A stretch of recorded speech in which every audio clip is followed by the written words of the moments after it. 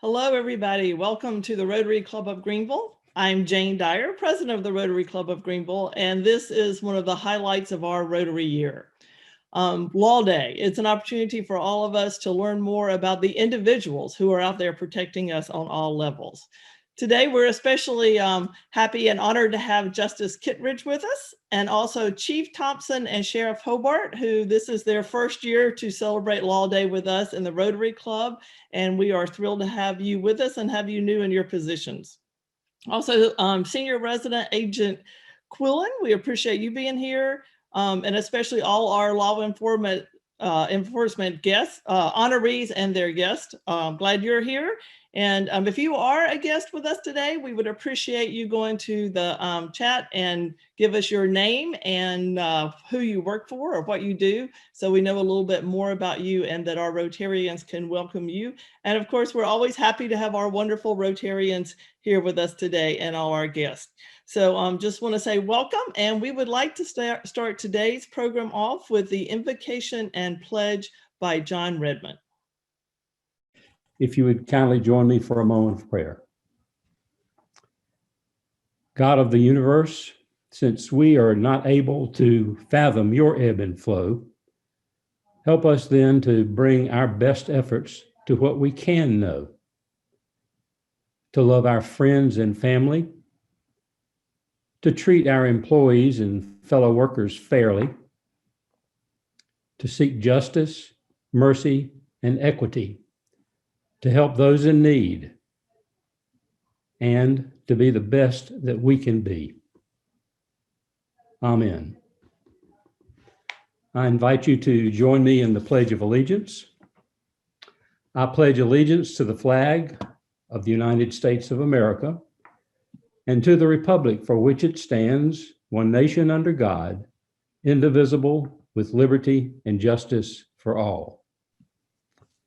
I think Jane has some announcements. Thank you, John. Yes, we got a lot going on in our Rotary Club, and many of you know that these days we are looking for, as Rotary opens opportunities in our club, we open opportunities in networking and service and fun.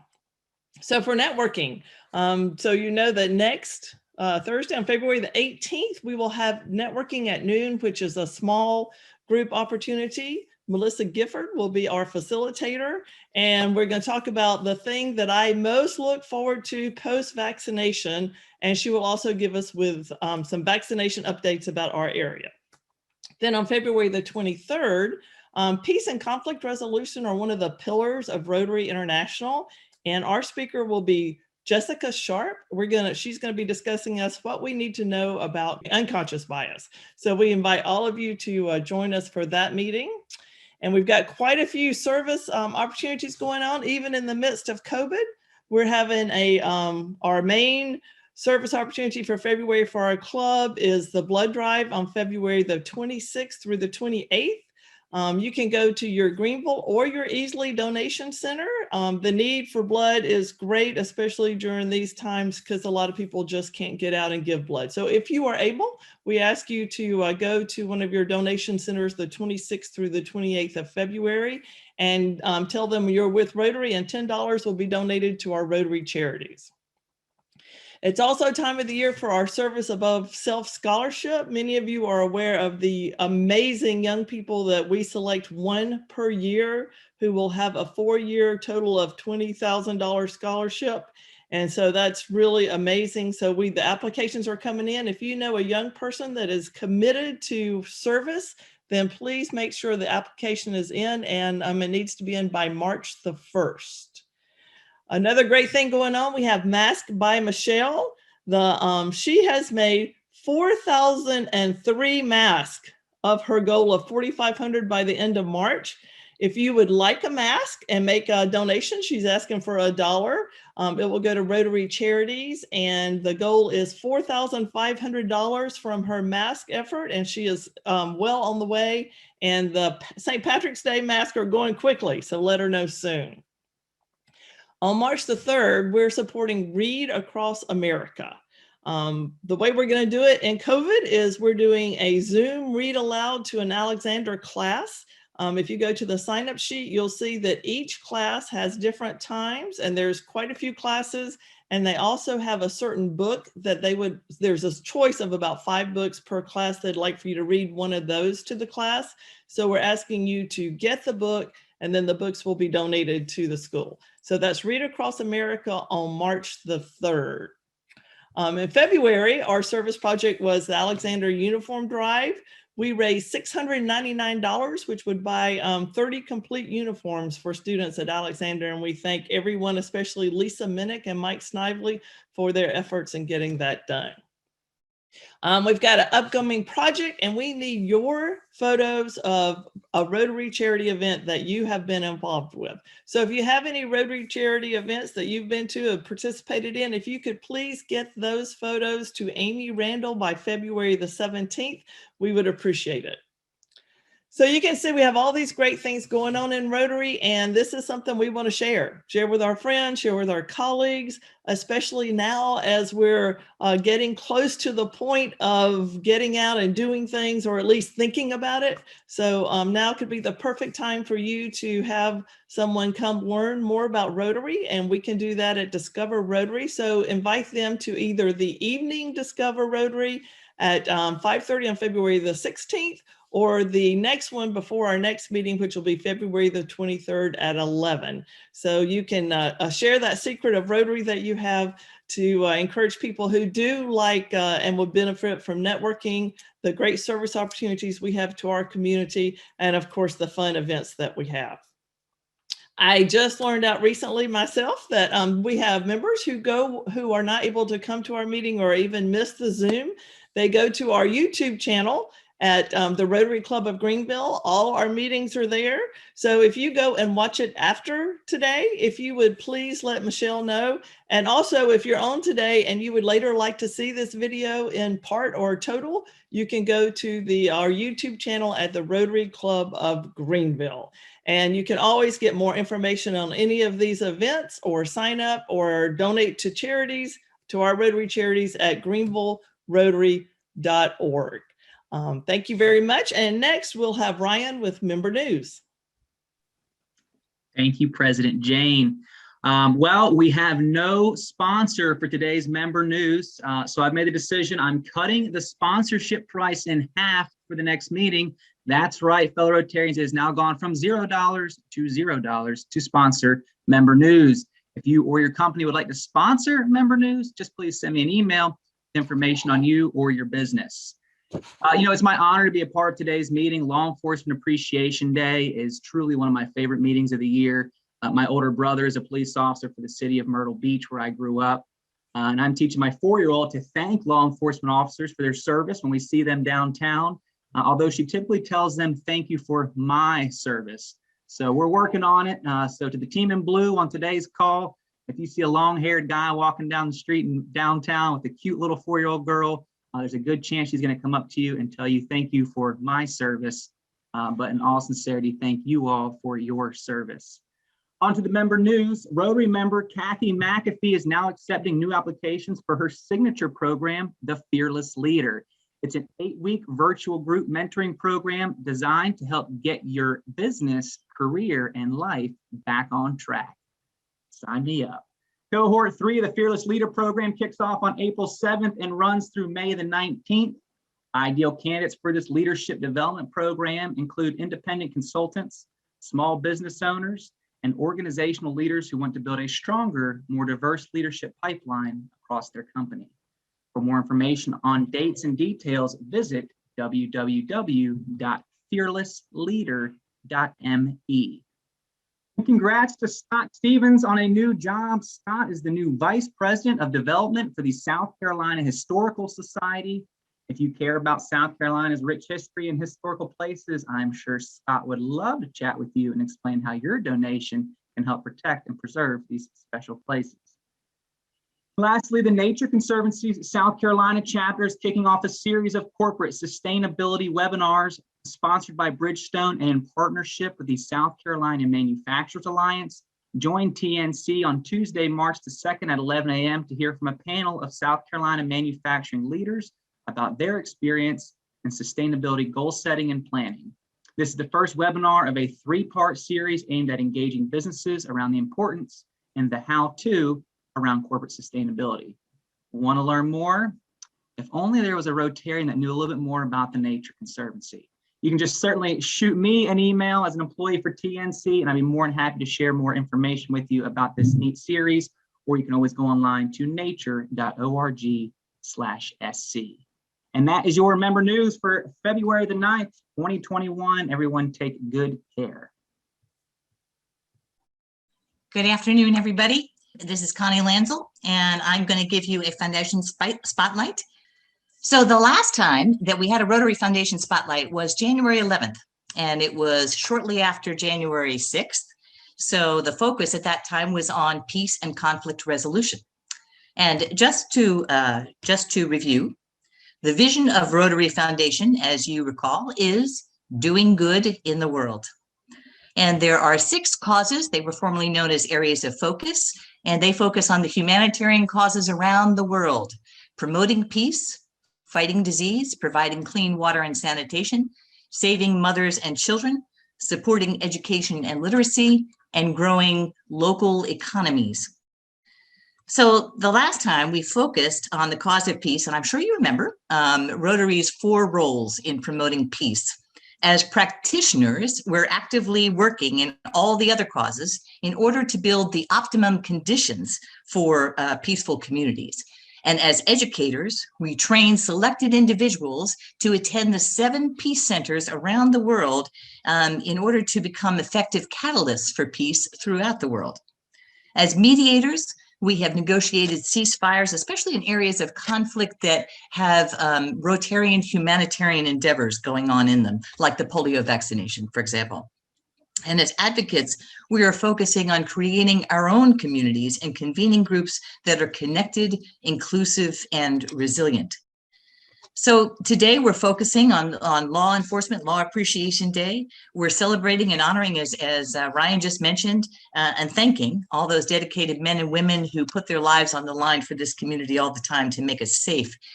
So it seemed to me that sort of paralleling the language of Rotary, and this may be too simplistic, so Judge Kittredge or somebody else can make sure that I'm on the right track here, but part of the jobs of people involved in law enforcement must be to recognize conflict, to be able to work on its resolution, and then to strive for peace in the broadest possible sense.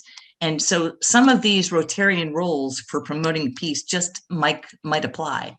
And so looking at these roles in particular, I wondered if beyond the law day that we and other Rotary clubs do, was there any connection between what our law enforcement do and what Rotary does to foster peace? And so I did a little digging that I thought maybe you'd find interesting. I'd like to introduce you to the story of Lieutenant D.F. Pace of the Philadelphia Police Department. In 2010, in Philadelphia, the growing tension between police and residents not only troubled the police department, but it also troubled the Philadelphia Rotary Club, the 19th oldest Rotary Club in the world. So that Rotary Club considered a few ideas until Joseph Battery, who was at that time the scholarship chair of the club, sort of had a light bulb moment. What about the Rotary Foundation Peace Fellowship?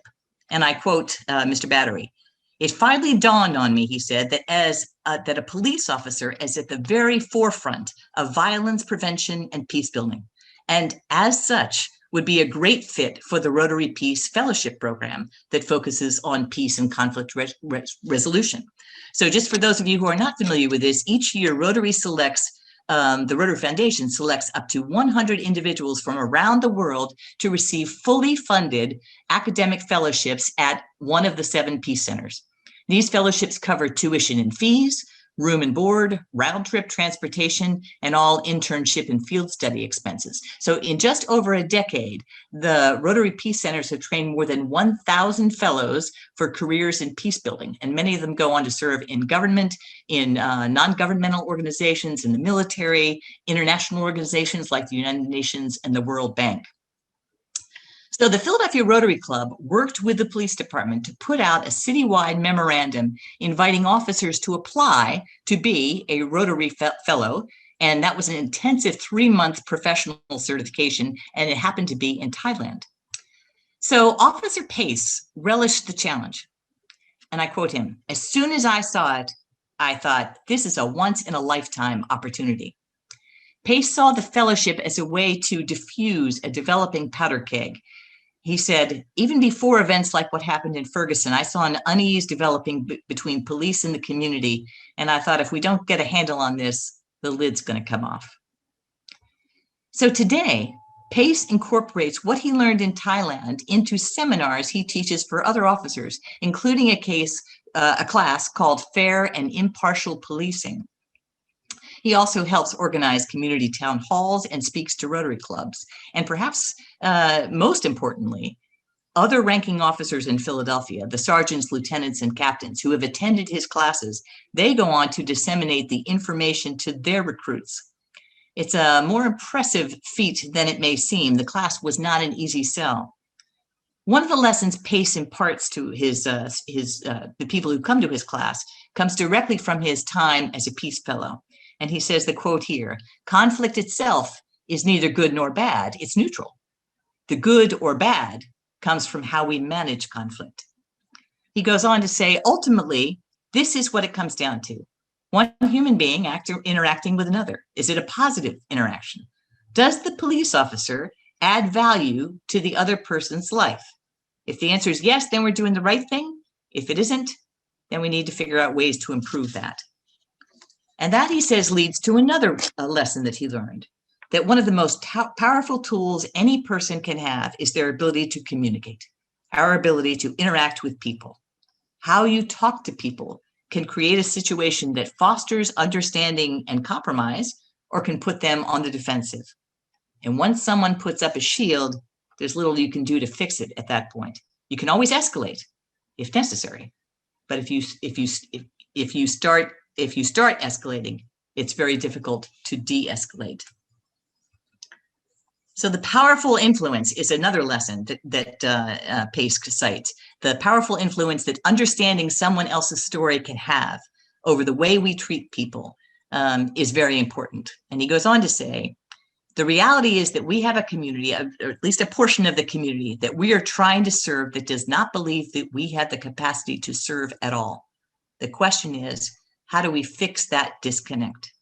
And that's what now a captain, D.F. Pace, his life and his direction as a police officer is trying to change. And he has changed his own and many officers' lives due to the impact his experience at the Rotary Foundation Peace Center have. So we are, in a way, contributing to that effort in Philadelphia. So each of us can consider how we can help promote peace. Our membership, our work, along with our contributions, furthers peace in the broadest sense through the Rotary Foundation. And 75% of you have already contributed to the Foundation's annual share fund this year, and we thank you very much. Our goal, of course, is 100%, and our monetary goal is a little over 30,000, and we have about 6,000 more to go as of today. So thank you for the many ways that you Rotarians right here are trying to foster peace. Thank you. Thank you, Connie, and especially for bringing these personal stories to us and making the Rotary Foundation something real and tangible to each one of us. So thank you very much for that. And now our own Jason Elliott will introduce our speaker.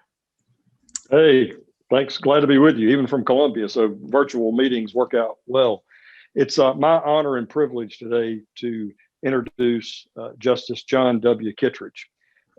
Justice Kittredge is native South Carolinian.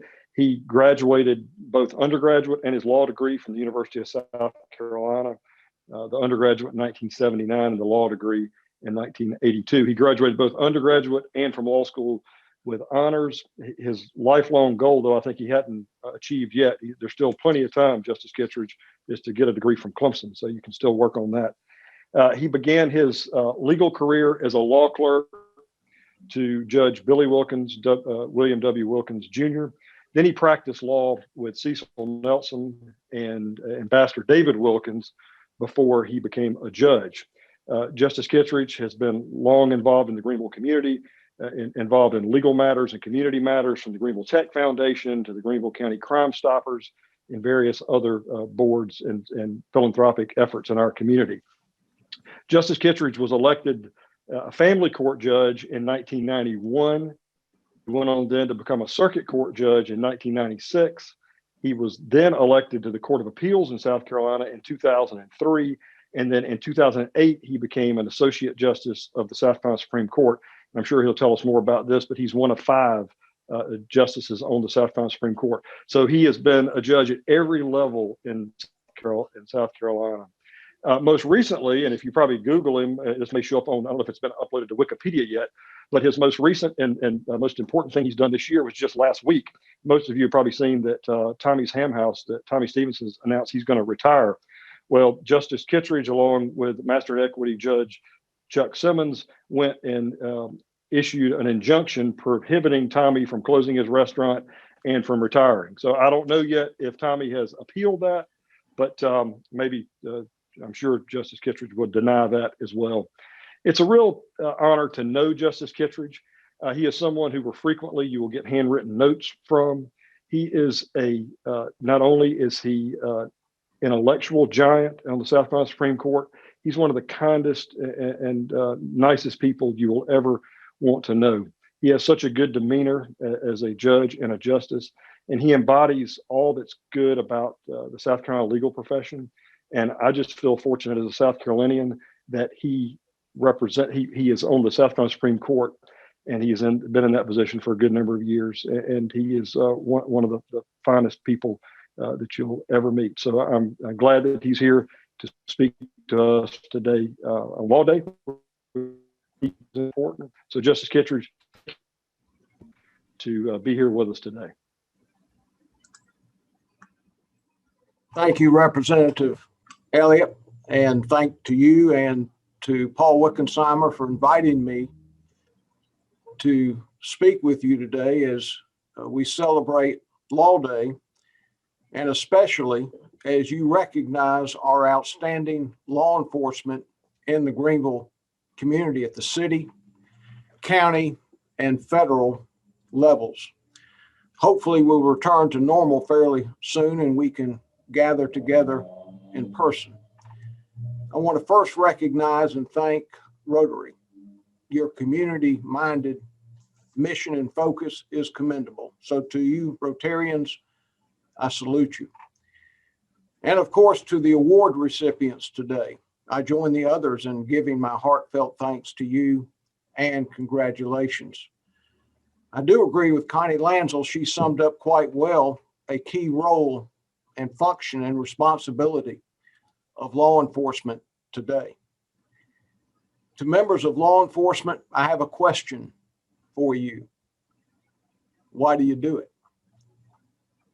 Do you do it for the substantial pay you will receive as a police officer? Do you serve because of the glamour of law enforcement?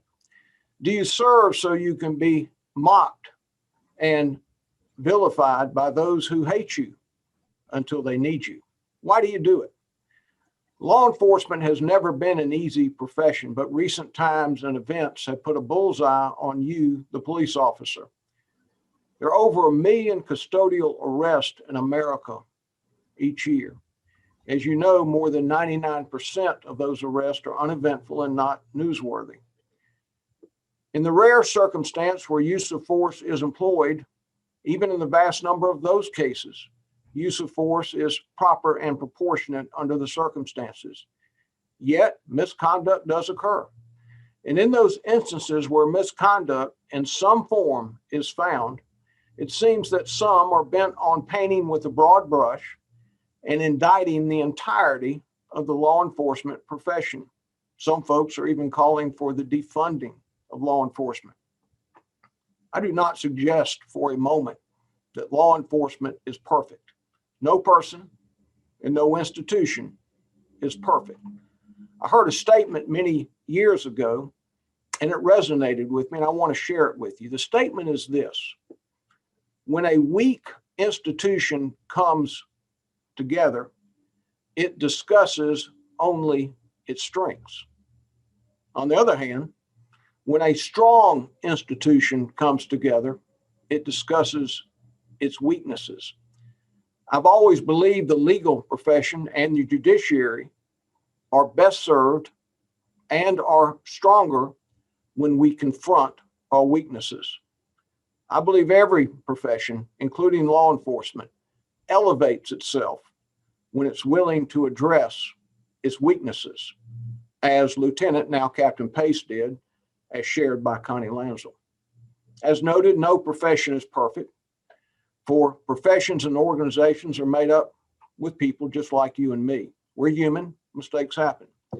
Focusing today on the justice system and our laws, when mistakes happen, we want an even-handed and fair process in place to remedy the situation and to put in place corrective measures to eliminate, or at least reduce, the chance of the error occurring again.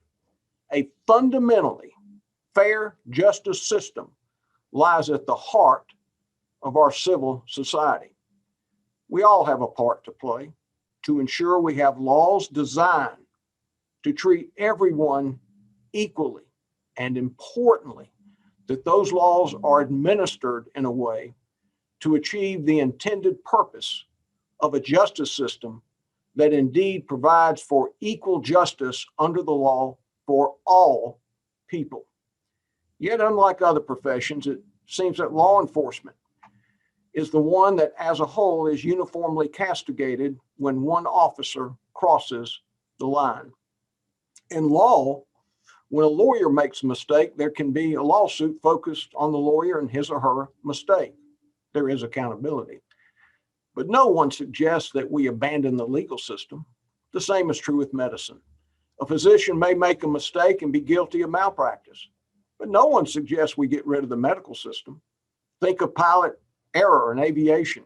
When a pilot or manufacturer is responsible for a mishap, the law provides for accountability, but no one suggests getting rid of aviation. Why is it that the profession of law enforcement is singled out by some for extinction? I do not believe the current forces that demand the end of law enforcement will prevail. Yet my initial question to you remains, why do you do it? The law enforcement officer of today faces enormous pressure. There's so many examples.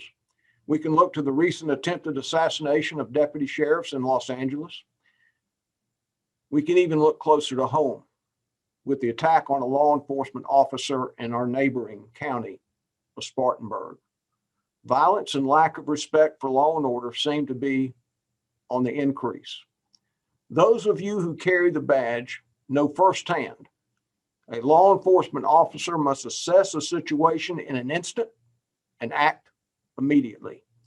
If you do not show great judgment, expect to be vilified through the lens of hindsight. Take, for example, the Fourth Amendment provision against unreasonable searches and seizures. The Fourth Amendment forbids unlawful searches and seizures. But when is a search proper? When is a search not proper? You must make a quick decision. In law, we have the benefit of hindsight. Judges are Monday morning quarterbacks, and judges come to different conclusions. Just look at the United States Supreme Court, where there are 9 justices, pretty smart people. After much study, they often decide a Fourth Amendment case by a vote of 5-4. Judges cannot even provide clarity in hindsight. But you, the police officer, are held to a higher standard. You find yourself on your own, perhaps in a remote rural area with backup miles away, surrounded by suspects, and you're expected to make the right decision every time. So why do you do it? I don't claim to know the entirety of the answer to that question, but I believe I have a sense of the correct answer. And I want to attempt to answer the question from 2 perspectives. Why do you do it? It's a hard question to answer in a tangible way. There's something special about serving as a law enforcement officer or in any profession where you serve others. It may be hard to define, may be hard to explain, but you know deep down it's real. To be sure, there are frustrations, but you know in your heart you're exactly where God wants you to be. The profession of law enforcement is a noble and honorable profession. My final perspective and comment to you is to take heart that the vast majority of people appreciate you across all political spectrums. You are respected. Remember that when you're on the streets taking arrows. Remember that when you see the good people of Rotary standing up with you today, because Rotary supports professional law enforcement. And why do you think the good citizens of Rotary come together year in and year out and stand beside you and salute you on Law Day? Because you represent the tie that binds our civil society. The badge you carry carries great authority and great responsibility. Exercise that authority wisely and responsibly. Continue to serve with honor, integrity, and professionalism. Thanks again for the opportunity to speak with you today. Congratulations to the award recipients, and God bless you. And thank you to Rotary. Judge Kittredge, thank you so much. We really appreciate you being here and sharing those words with our honorees, and are very proud of the part Rotary takes. And so now we will have our program and get to find out who our honorees are for today. Hey, good afternoon, everybody. I am Howie Thompson, and I'm the Chief of Police here at the Greenville Police Department. First of all, I want to thank Justice Kittredge for his words. Representative Elliott, I want to thank you both for your service to the state of South Carolina, and especially the Greenville area. Justice Kittredge, we miss you here on our bench. You were always a fair judge and worked well with law enforcement and defendants, and we couldn't be proud of you, though, sitting on the bench up there in the state Supreme Court. Also want to thank the Rotary Club and all the Rotarians. This is a very important day for law enforcement. You recognize law enforcement at so many different levels, and it's a very good day for law enforcement when we can showcase some of our officers and the good work that they do, because they're out here doing good work every day. And so the people in Greenville should be well satisfied that we work together good and that we have great officers serving our community. So thank you for giving us this time to showcase our officers' great work. The Greenville Police Department is proud to recognize an officer today that is representative of many of the excellent officers serving the city of Greenville. He is being recognized not for one incident, but for his daily efforts to prevent crime and promote safety. Officer Thomas Garbutt earned his master's degree from Bob Jones University and was hired by the Greenville Police Department in 2016. He received the J.P. Strom Award while at the South Carolina Criminal Justice Academy, which is an award given to the highest academic cadet there. Officer Garbutt is currently assigned to the Power Shift. This unit works the busiest hours of the day and focuses on call response and proactive policing efforts. Although this past year has brought on extra hardships, Officer Garbutt maintained a positive attitude and willingness to give exceptional service. Officer Garbutt maintains a high level of ethical conduct and professionalism and is an excellent example of our agency's purpose and ideals. Officer Garbutt serves as a leader and role model with a continued commitment to bettering himself, his agency, and fellow officers. He is an advocate for others' success and is always willing to learn and to teach. Officer Garbutt never fails to demonstrate outstanding service and loyalty to our department and to the citizens he serves.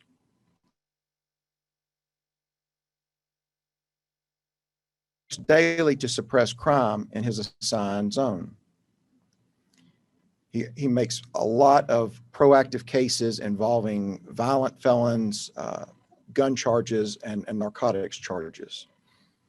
Officer Garbutt's demeanor, work ethic, and attitude project a stellar image of the law enforcement profession, and he can always be counted on to represent our organization professionally and honorably. Please join me in congratulating Officer Thomas Garbutt, the Greenville Police Department's Rotary Officer of the Year.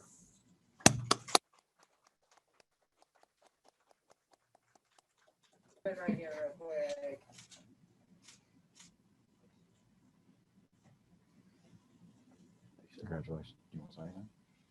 Okay. Now I'm going to turn it over to Sheriff Hobart Lewis.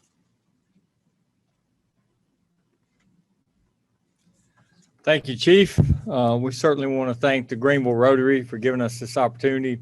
This has been a long-standing tradition to give out this award, and we're certainly privileged to have two past recipients from the Greenville County Sheriff's Office here with us today, and we'd like to quickly recognize them, and that's Major Ty Miller and Captain Mike East, who were past winners and have certainly paved the way and carried on this award really with great pride, and they certainly beaming this morning as they watch other people receive this, and we appreciate their service very much, and thank you for what y'all meant to the Greenville County Sheriff's Office.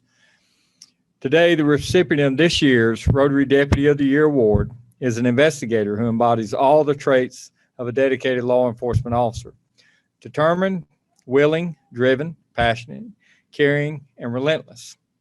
Not to mention he has two beautiful children and a wife here with him today. We're glad to see your kids here with you. They've been some entertainment this morning. But this year's recipient is the epitome of a model public servant.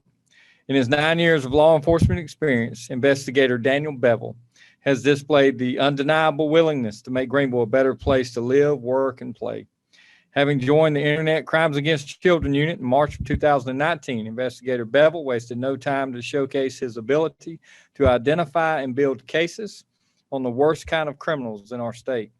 These type of criminals Daniel investigates are difficult in many different ways. They prove an innate challenge to explore, but also tough to stomach on a daily basis for Investigator Bevel and many other investigators we have that do this day in and day out. Investigators witness innocent children being preyed upon. Since joining the ICAC unit, Investigator Bevel has worked a remarkable 201 cases and solidified arrest on 34 of them, ridding these callous predators from our community. It takes a unique person to work these cases, and we certainly pride ourselves in only putting the best in these divisions, and we appreciate that so much. And for so many others that aren't here this morning to do this on a daily basis, this is a very difficult task they have at hand. This past year, Investigator Bevel unfortunately had to put his abilities to work when he received a cyber tip from the National Center for Missing and Exploited Children, indicating someone in this area of coverage was potential preying on kids and might potentially be victimizing a living child. Investigator Bevel dove into this case and was immediately struck when he realized the suspect was in a position of public trust, a local fireman. Despite the sickening circumstances, Investigator Bevel navigated his way through this investigation, analyzing files, conducting interviews, and executing search warrants. At the conclusion, Investigator Bevel discovered this person responsible for these heinous crimes began molesting a family member at a young age, subjecting her to the dark realm of child sexual abuse material by taking and disseminating photos of her. Due to Investigator Bevel's dedication to this case, the suspect was charged with 8 counts of sexual exploitation of a minor and 3 counts of criminal sexual conduct with a minor. Moreover, the Department of Homeland Security adopted the case and moved to indict him federally, likely increasing his eventual penalty at some point. As a result, the subject was removed from civilization, undoubtedly preventing many more young children from being hurt, victimized, and preyed upon from the likes of this man. This is just one of many cases solved by Investigator Bevel, and I'm so thankful to have him on our team as we continue our efforts to fight crimes against children in our community. I'm honored to stand up here today and present Investigator Daniel Bevel with the 2021 Rotary Deputy of the Year Award.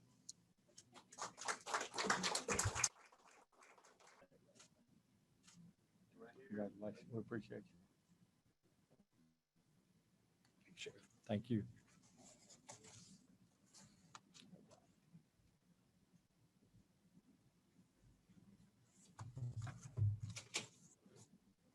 Good afternoon. I'm acting Senior Supervisory Special Agent Lisa Quillen with the FBI office here in Greenville. Thank you to the Rotary Club members for your support of law enforcement and your continued recognition of their good service year after year. Federal law enforcement looks forward to this award each and every year because its recipients are considered the best of the best. And this year's federal recipient is no exception. He is the best of the best. FBI Special Agent Matt Jacobson came to our Greenville office almost 6 years ago, straight out of new agents training. And I knew immediately that there was something very special about him. And as he delved into his cases, he proved me right. He has worked all types of criminal violations.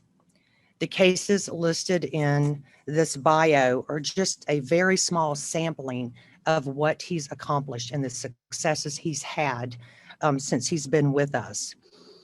In the bio, it reads that he's worked a large-scale human trafficking case where individuals were prosecuted, receiving over 20-year sentence.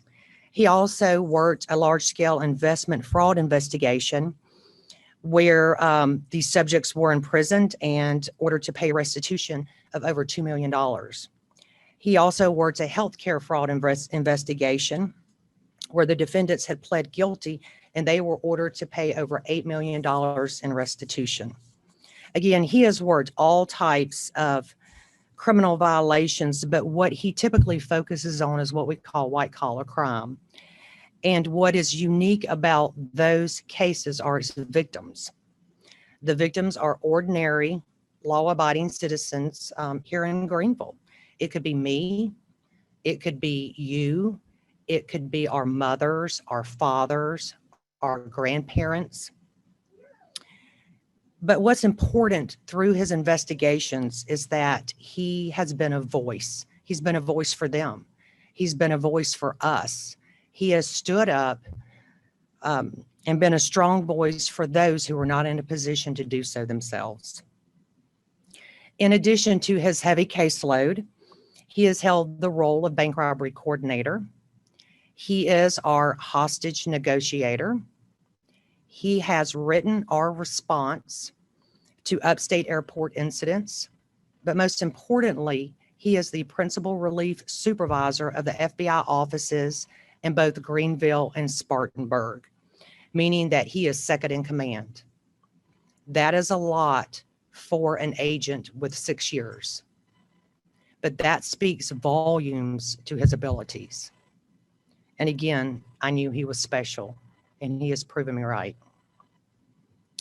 I would like to recognize the other two award recipients, Officer Garbett and Investigator Bevel. Congratulations. Thank you for your excellent service. And I would also like to recognize Matt Jacobson's wife, Mallory Jacobson, and the spouses and family of the other two recipients, because we all know behind every excellent officer is an equally excellent spouse, providing support, providing understanding, and just providing normalcy after a very chaotic day. Thank you for your service. Without further ado, it is my absolute honor to present the Greenville Rotary Club's 2020 Federal Law Enforcement Officer of the Year Award to FBI Special Agent Matt Jacobson.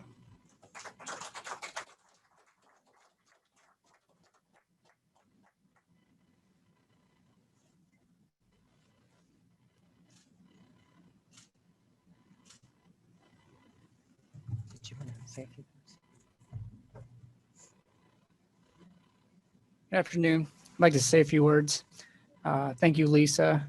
It's an honor to receive this award from a former recipient. 6 years ago, not even, I was doing tax and accounting work back home in Iowa when a good friend of mine paved the way for me and showed me that even us accountants can become FBI agents. And so following in his footsteps, I applied. I was fortunate to be accepted. And after a little bit of training, this accountant was handed a gun and a badge and sent to Greenville to figure it out. It'd be an understatement to say I had no idea how to do this job, but thankfully for me, the Greenville office was full of agents who did know how to do it and had been doing it well for a long time. And so I've spent the last 5 years, and I still am today, watching, listening, asking, following their example on how to do this job. So it would be naive and selfish of me to not acknowledge them in receiving this award. So to the good folks of the FBI in Greenville, thank you for taking me under your wing. Know that your knowledge and experience has been passed on to the next generation. Secondly, I'd like to thank the Rotary Club and its members for seeing the value in public service and specifically in law enforcement. It's not always the positive things that are highlighted in our line of work, but in my experience, law enforcement is full of good people who do this for the right reasons. So thank you for your recognition in the work that we do and the impact that we make in our communities. And lastly, those of us that wear the badge have taken an oath to put service above ourselves, but it's our families who did not take that oath, but nevertheless support us in that and ultimately carry the burden every morning that we say goodbye and leave the house. So to my wife, Mallory, to my family back home, and to all of our families, thank you for your support. These awards are a reflection of you as they are of us. So thank you.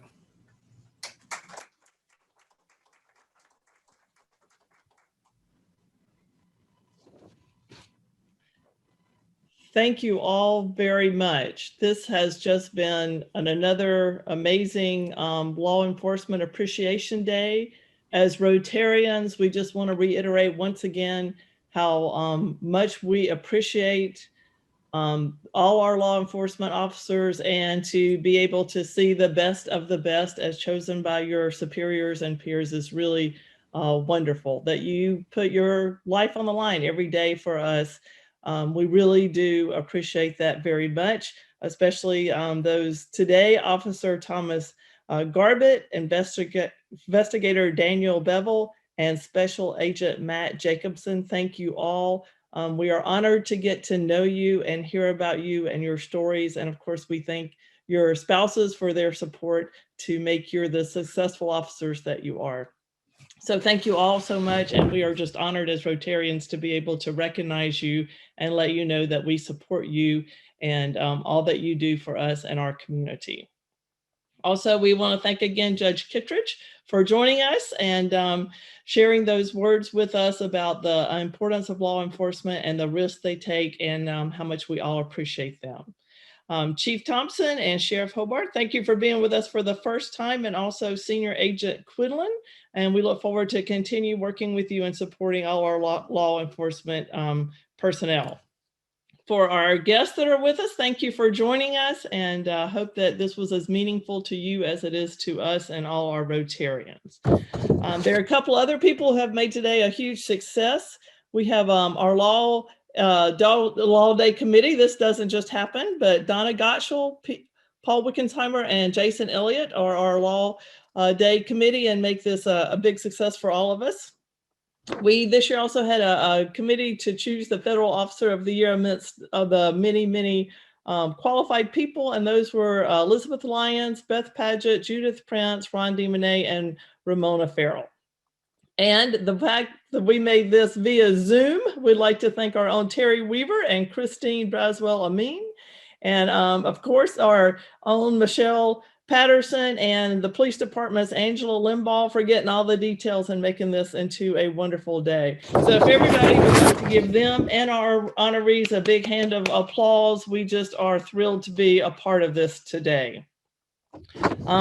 We'd like to invite you to join us at our next meeting, which will be with Jessica Sharp. It'll be our Peace Day meeting, so we appreciate you joining us for that. And we'd like to close the meeting with the four-way test that we talk about every meeting at the close of the meeting. And of the things that we think, say, or do, is it the truth? Is it fair to all concerned?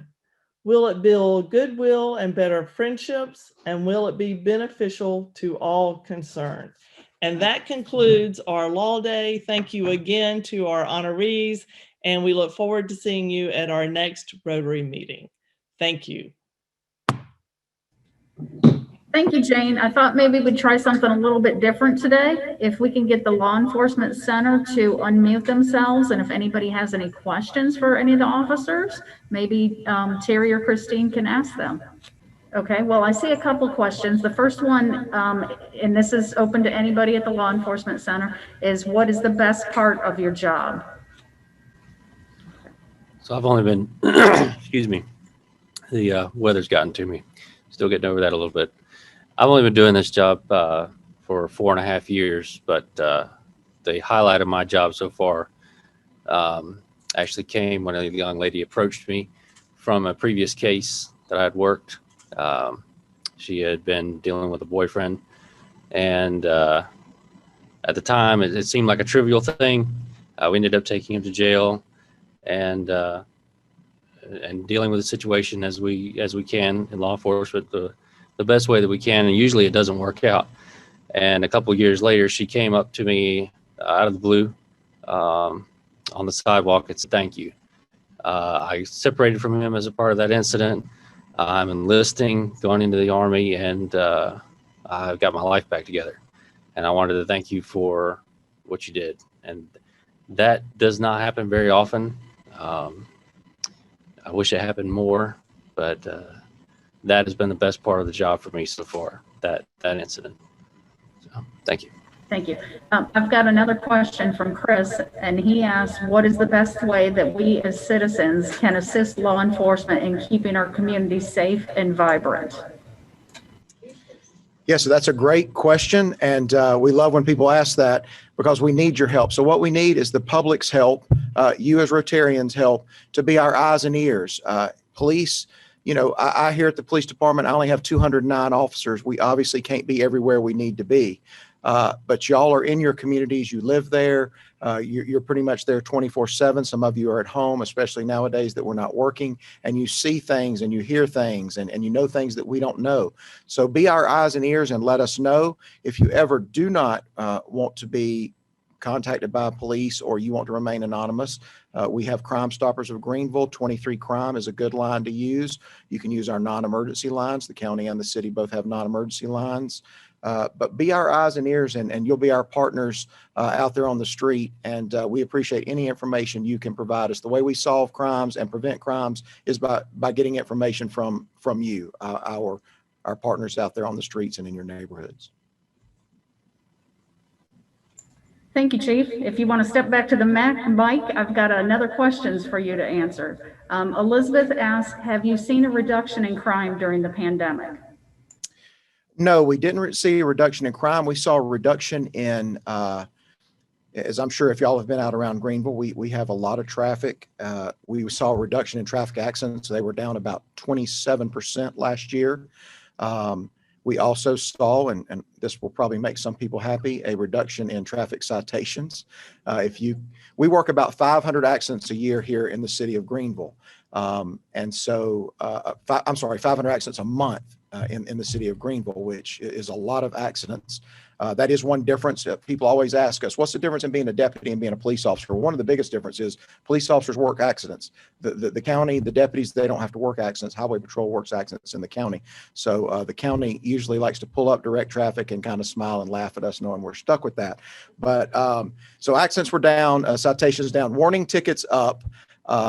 We understand everybody is having a hard time, and a lot of people have, not working the hours they were and don't have the steady income that they did.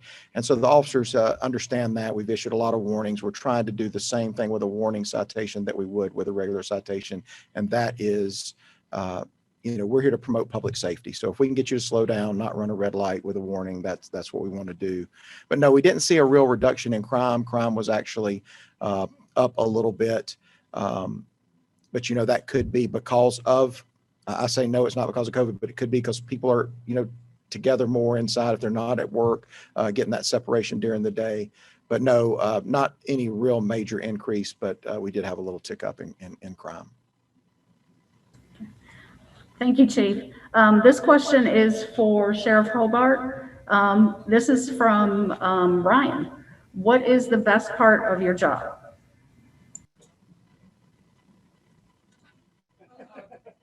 I can answer that. It is working with me. That's what makes his day. He's lucky just to be here. He is, certainly the best part of my job is not only getting to work with the city, but getting to work with our folks. We have more than 600 employees at the sheriff's office that are truly remarkable, and they make the wheels go round. You just heard about what a great job Daniel does for us, but we have some tremendous people. And fortunately for me, being the sheriff, I get to go out and talk to a lot of folks, unlike our chief, who is stuck in his office all day working traffic accidents and reviewing those things like he just talked about. We actually get to go out, and I get to go out and meet folks, and that's certainly the highlight of my day. But that's a great question, because I think everybody thinks we kind of get trapped in the office, and me and the chief do give each other a hard time, but we have a great relationship, and we actually use a lot of resources that each other's departments have, and it's made a huge difference. So it's been an exciting year, and it's been a very interesting year for me as this first year draws to a close. So great question. Well, thank you for all of your insight, and we appreciate all that you do for us, and we look forward to seeing you next year. Thank you.